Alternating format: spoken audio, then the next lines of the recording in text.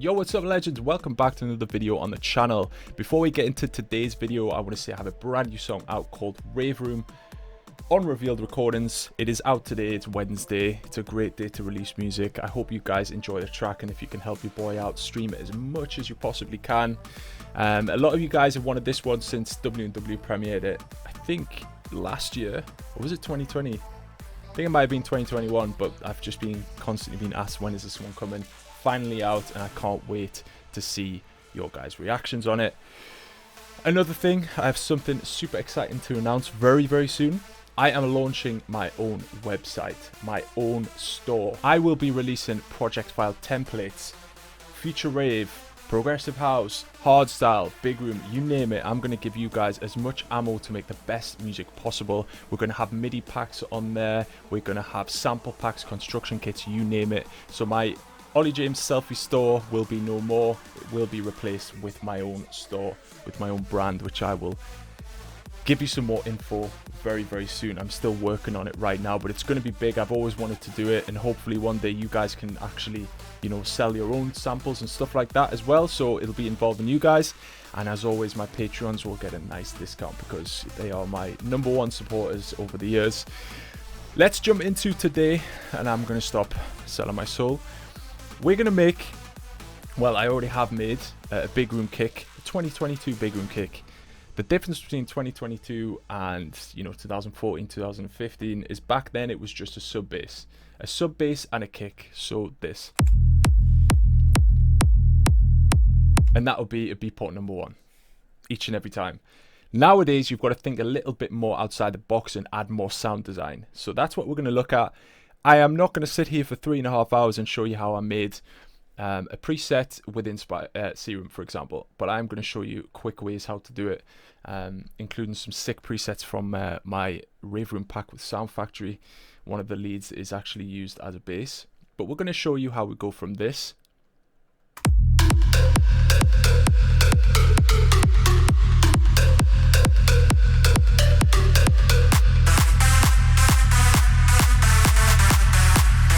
crazy drop, I know.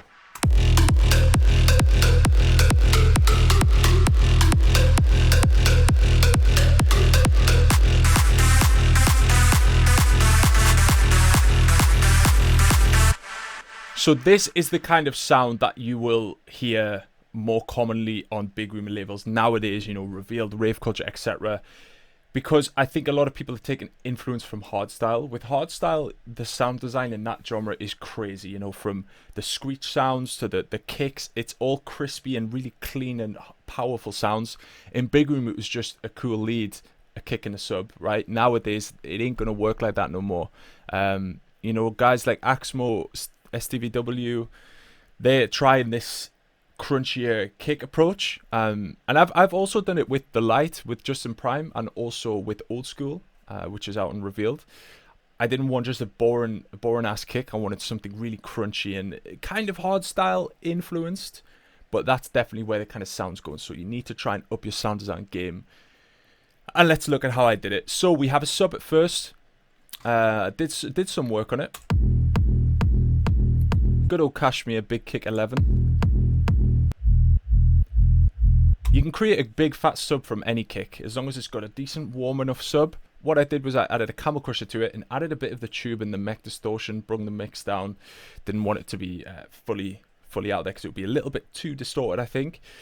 Then I did a nice roll off on the highs just so we can get rid of all that horrible sound, because no offense, but it's got a horrible kind of mid presence there. Don't like that. And that makes a nice warm rounded sub. We have a sidechain as well, which is the nice and tight, which gives enough space for my kick. And then we've got a final one giving an extra boost because I'm never happy. Gives us this. We also have a kick. Don't forget to make it mono, by the way. We're also going to make this kick completely mono. As you can see, I've just turned it fully like that. Sub and kick. On the kick itself, it's just a Kashmir punchy kick. Always does the job. Nice little boost in kind of the thump area of the kick and a boost in the kind of clicky area of the kick. So we have those. Fits like a glove. I think I might have used this as one of the layers in The Light, actually. I have lots of top kicks on top, but this was one of the main layers. Let's look at the other sounds that I found. So this is the first one.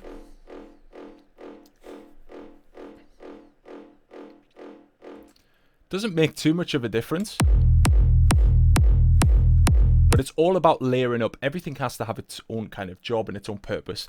I'm using Cashmere samples because they're guaranteed that you guys have it. And, you know, I'm not going to go and splice. I could probably find some better, crunchier sounds. But it's better to use sounds that you can use so you can go and replicate this. On this layer, I have very simple EQ and a sidechain. Again, things you should have. Get rid of all those lows. It's all about just trying to see how much of the low end you can actually keep in the sound without it sound distorted.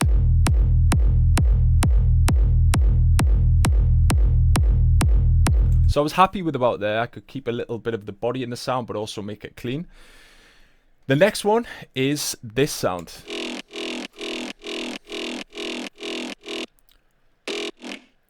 And I found these in bass stab sections of Cashmere's packs.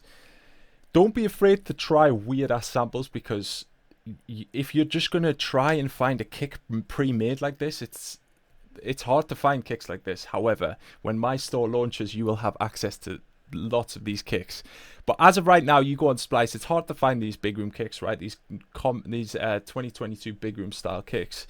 So this is why I found this big bass shot. I shortened it a little bit, and in the processing, I went for the Blood Overdrive, an EQ. I'm rolling off some of the real highs there because I need my lead to have its own space in the mix.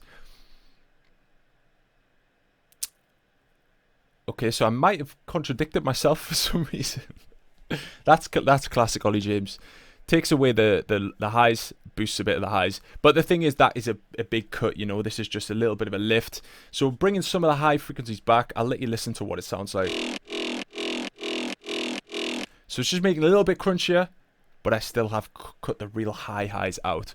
So it does give me a little bit of room for the leads. We have the iZotope Trash with a bit of saturation. I like to saturate these crunchy sounds to make them even more crunchy. We have SSL Compressor, just making sure everything feels tight in the mix. And then a sidechain. So without, it sounds like this.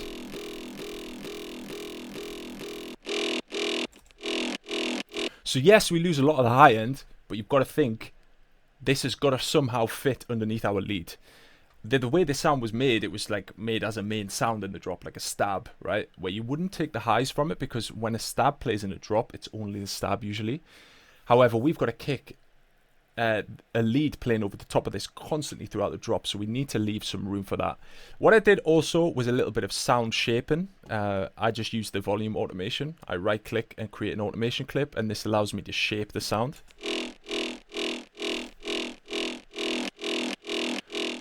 See how I'm kind of making this more like a kick layer now, as opposed to like a boom, boom, constantly there. Together, these sound really good.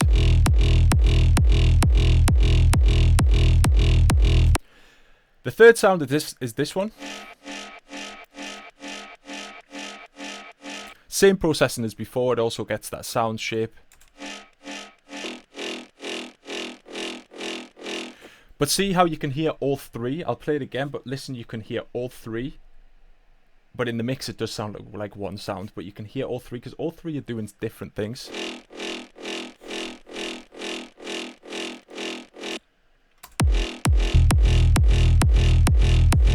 So we have this.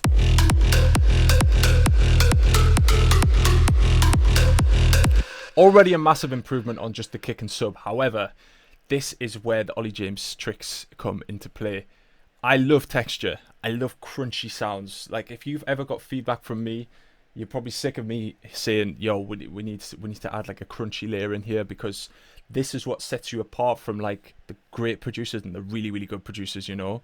I mean, the good and the great producers, for example, you know, guys like Darren Styles. I listen to a lot of his music, and he uses really crunchy sounds where you're like, damn, that's like really highly processing stuff.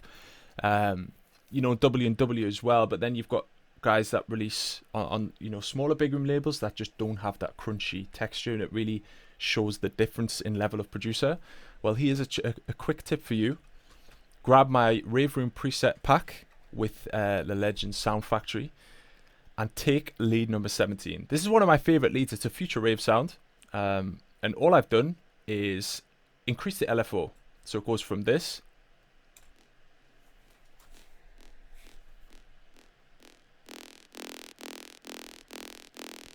and just listen to the crunch on that. I turned off the noise.